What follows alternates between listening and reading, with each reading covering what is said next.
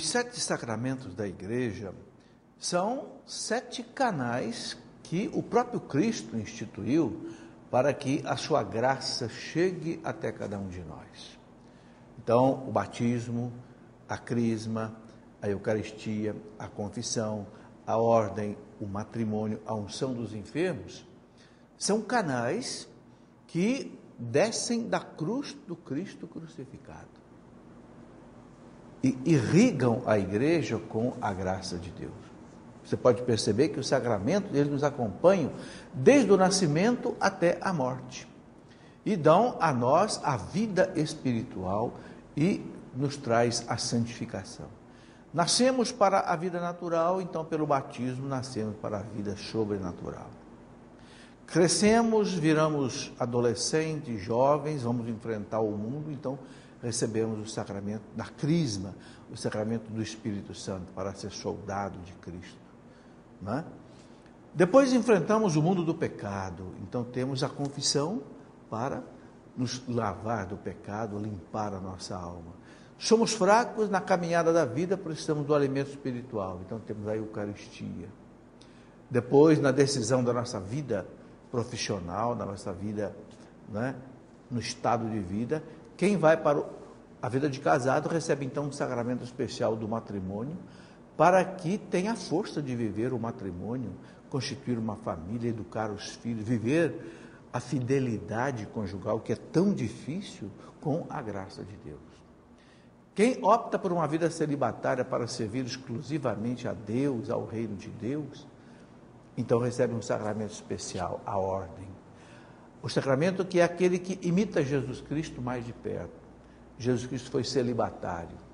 Abriu mão de constituir uma família, abriu mão de se casar para ser todo entregue ao reino de Deus. É a vida do sacerdote. E também, quando nós estamos doentes, nós temos o socorro do sacramento da unção dos enfermos, que nos auxilia na luta contra a doença e que, se for da vontade de Deus, a pessoa ir para Deus prepara para essa transformação de vida para a eternidade. Então, a beleza dos 7 sacramentos estão aí, né? Está aí, nos acompanham durante toda a vida. E a gente deve viver uma vida na igreja, uma vida sacramental.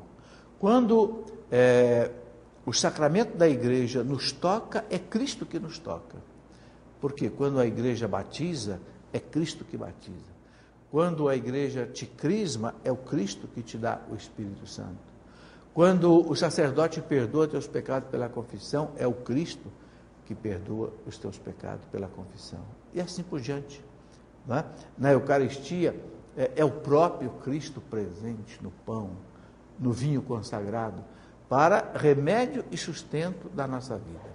Veja, 2 coisas. Remédio para as nossas enfermidades físicas, espirituais, morais, e sustento para a nossa vida. Né? Depois o sacramento da ordem e do matrimônio. Né? Quando encaminhamos para esses estados de vida, Cristo quer nos acompanhar, Cristo quer estar conosco. A sua mão forte quer estar entre a mão fraca do marido e da esposa, né? Para que eles possam cumprir essa finalidade, essa vida de casados. É a mesma coisa para o sacerdote. Sabemos que não é fácil viver uma vida sacerdotal, abrir mão de constituir uma família, viver 100% para Deus, não é? Tudo isso realmente não é fácil. Mas a graça de Deus presente pelo sacramento fortalece. Não sentimos o sacramento, não é algo sensível, não é algo emocional, mas é um sinal eficaz da graça de Deus. O sacramento, ele tem uma parte natural e uma parte sobrenatural. A parte natural são os sinais, os elementos, né? Por exemplo, no caso do batismo, a água, no caso da Eucaristia, o pão e o vinho, e as palavras de consagração. Quando acontece o rito do sacramento, acontece imediatamente a graça sacramental, que nos santifica.